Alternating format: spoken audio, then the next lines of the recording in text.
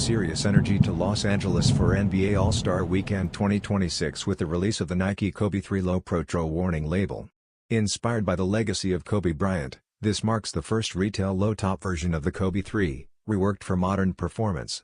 The design is part of Nike's Warning Label pack, a concept highlighting each signature athlete's most unstoppable on-court moves through bold metallic finishes and symbolic detailing. The upper features a lightweight TPU lattice cage paired with breathable mesh underlays, delivering lockdown and airflow while keeping the silhouette sleek. Glossy synthetic overlays add that industrial edge that stands out under bright arena lights. Underfoot, a full-length Zoom strobel unit combined with Cushlon 3.0 foam provides responsive cushioning and court feel.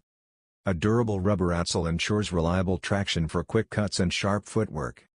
This Los Angeles exclusive drops February 13 with no online release planned.